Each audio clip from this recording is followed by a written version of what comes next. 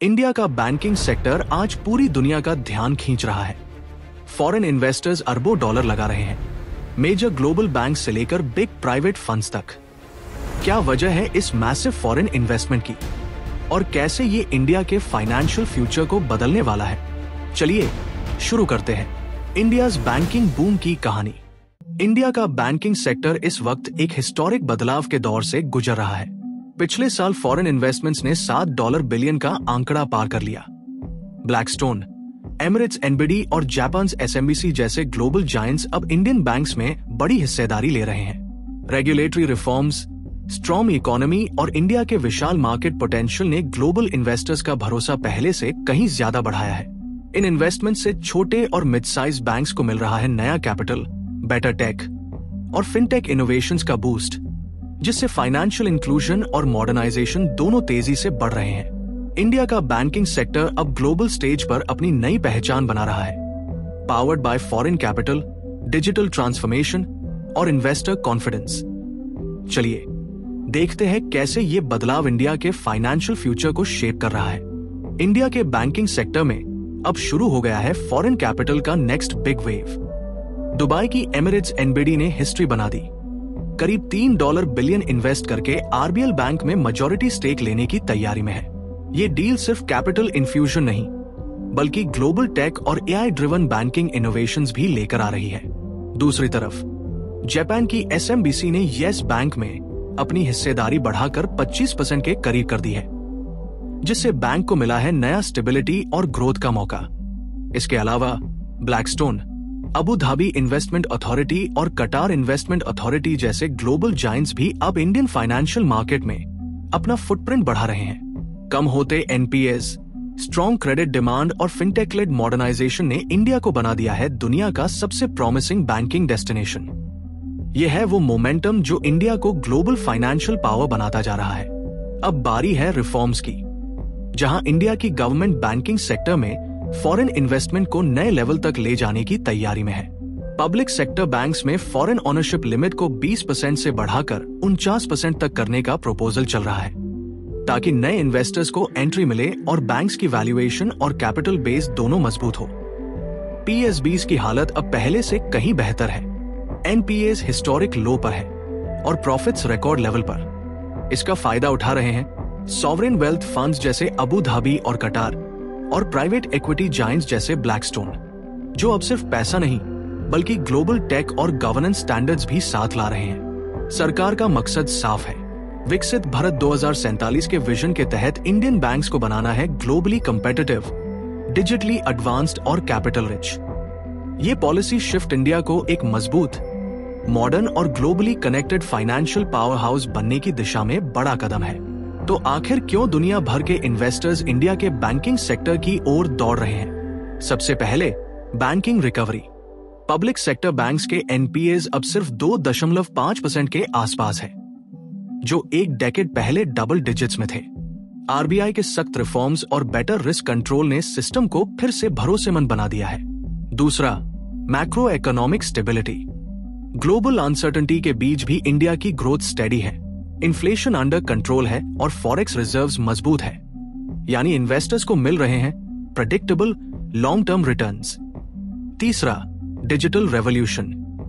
UPI, account aggregators और open credit networks ने banking को टेक ड्रिवन और कस्टमर फ्रेंडली बना दिया है, और यही फॉरेन कैपिटल को सबसे ज्यादा आकर्षित कर रहा है। आज इंडिया की स्ट्रॉन्ग इकोनॉमी, डिजिटल पावर और ट्रांसपेरेंट रिफॉर्म्स ने उसे बना दिया है ग्लोबल इन्वेस्टर्स का favourite destination, A true hotspot for the future of banking। India के बैंकिंग सेक्टर ने अब सच में रिकवरी की नई कहानी लिख दी है। सिस्टम वाइड एनपीएस अब गिरकर सिर्फ 2.2% पर आ गए हैं, मतलब बैलेंस शीट्स पहले से कहीं ज्यादा क्लीन और स्टेबल है। पब्लिक सेक्टर बैंक्स ने तो 2.5% तक सुधार किया है, जबकि प्राइवेट बैंक्स का लेवल और भी नीचे है, सिर्फ 1.8%। इसके साथ क्रेडिट ग्रोथ भी तेजी से बढ़ रही है। FY26 तक 12-13% तक पहुंचने की उम्मीद है, जिसमें एनबीएफसीज और हाउसिंग लोन्स ने बड़ी भूमिका निभाई है। लिक्विडिटी हाई है। आरबीआई के प्रोएक्टिव स्टेप्स जैसे सीआरआर कट ने लेंडिंग को और आसान बनाया है, और यही कारण है कि ग्लोबल इन्वेस्टर्स अब इंडिया के बैंक्स में लॉन्ग टर्म बेट्स लगा रहे हैं। Lower NPS, strong credit demand और सॉलिड फाइनेंशियल डिसिप्लिन ने मिलकर बना दिया है एक परफेक्ट एनवायरनमेंट, जहां इंडियाज बैंकिंग सिस्टम अब सिर्फ रिकवर नहीं कर रहा बल्कि ग्लोबल कैपिटल को अट्रैक्ट भी कर रहा है इन अ बिग वे। इंडिया की बैंकिंग ग्रोथ के पीछे एक और बड़ा फैक्टर है आरबीआई और उसका रेगुलेटरी फ्रेमवर्क। 2025 में आरबीआई ने फॉरेन इन्वेस्टर्स के लिए कई मेजर रिलैक्सेशंस दिए, खासकर कॉर्पोरेट डेट मार्केट में, जहां शॉर्ट टर्म इन्वेस्टमेंट और कंसंट्रेशन लिमिट्स हटा दी गई। इससे ग्लोबल फंड्स और पेंशन मैनेजर्स के लिए इंडियन बॉन्ड मार्केट अब और एक्सेसिबल और अट्रैक्टिव बन गया है। साथ ही आरबीआई ने रिस्क मैनेजमेंट पर भी पूरा ध्यान रखा है।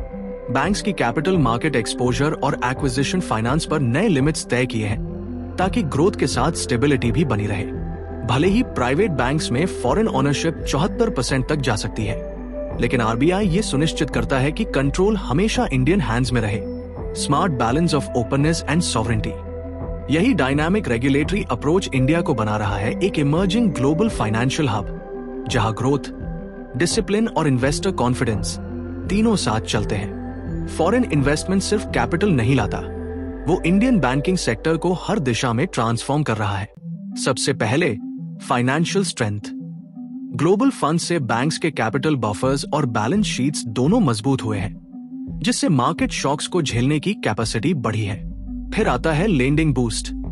एक्स्ट्रा कैपिटल से बैंक्स अब रिटेल, एमएसएमई और कॉर्पोरेट लोन्स को और तेजी से बढ़ा पा रहे हैं, जिससे क्रेडिट ग्रोथ इकोनॉमी को आगे खींच रही है। टेक्नोलॉजी अपग्रेड भी बड़ा फायदा है। AI based risk tools, digital infra और स्मार्ट क्रेडिट सिस्टम्स अब बैंकिंग को नेक्स्ट जेन बना रहे हैं। इसके साथ गवर्नेंस स्टैंडर्ड्स भी ऊपर उठे हैं, बेटर ट्रांसपेरेंसी, टाइटर कंप्लायंस और ग्लोबल बेस्ट प्रैक्टिसेस के साथ। और सबसे अहम, फाइनेंशियल इंक्लूजन। अब फॉरेन बैक्ड इनोवेशंस रूरल और सेमी अर्बन एरियाज तक पहुंच रही है, जिससे हर भारतीय तक फॉर्मल बैंकिंग के दरवाजे खुल रहे हैं। लेकिन हर ग्रोथ स्टोरी के साथ कुछ चुनौतियां भी आती है, और इंडिया का बैंकिंग सेक्टर इसका अपवाद नहीं है। सबसे पहले रेगुलेटरी लिमिट्स। प्राइवेट बैंक्स में भले 74% एफडीआई की इजाजत है, पर वोटिंग राइट्स और ओनरशिप नॉर्म्स अब भी काफी रिस्ट्रिक्टिव है, जिससे फॉरेन पार्टनर्स को फुल कंट्रोल नहीं मिल पाता। फिर आते हैं national security concerns. Sensitive financial data और स्ट्रैटेजिक कंट्रोल को लेकर गवर्नमेंट कुछ देशों से आने वाले इन्वेस्टमेंट्स पर एक्स्ट्रा स्क्रूटनी रखती है। तीसरा बड़ा इशू है कैपिटल फ्लो वॉलेटिलिटी।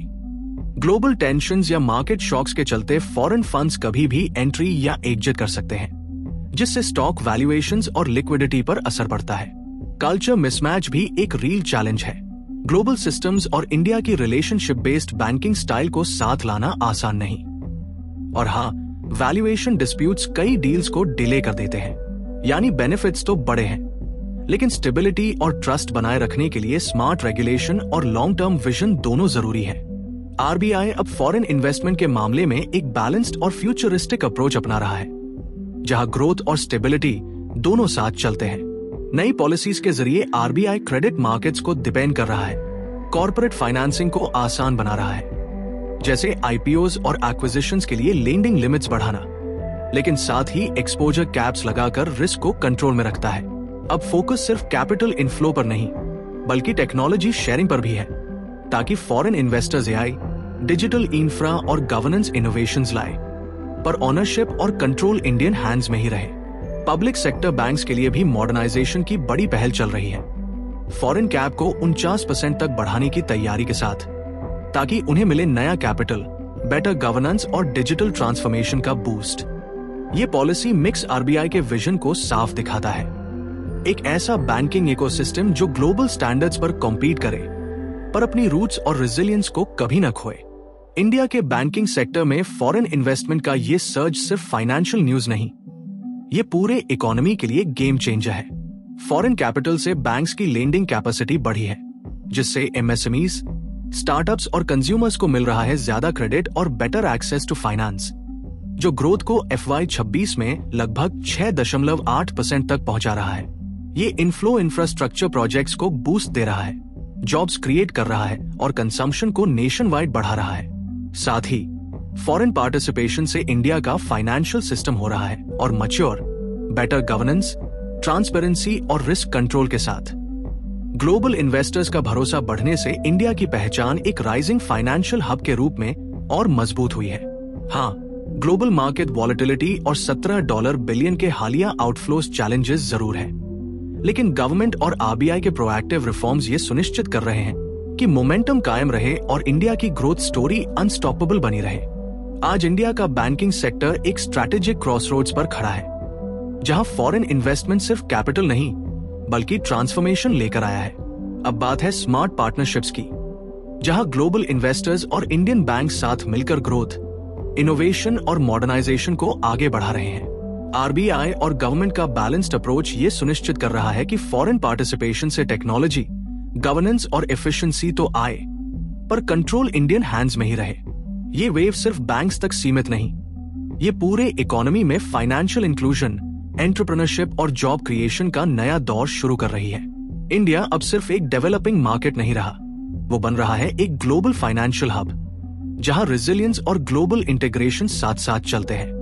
अगर आपको ये वीडियो जानकारी पूर्ण और इंसाइटफुल लगा तो इसे लाइक करना मत भूलिए, अपने दोस्तों और कोलीग्स के साथ शेयर कीजिए और ऐसे ही फाइनेंस, पॉलिसी और इकोनॉमी से जुड़े डीप इंसाइट्स पाने के लिए सब्सक्राइब कीजिए हमारे चैनल पॉलिसी 360 को।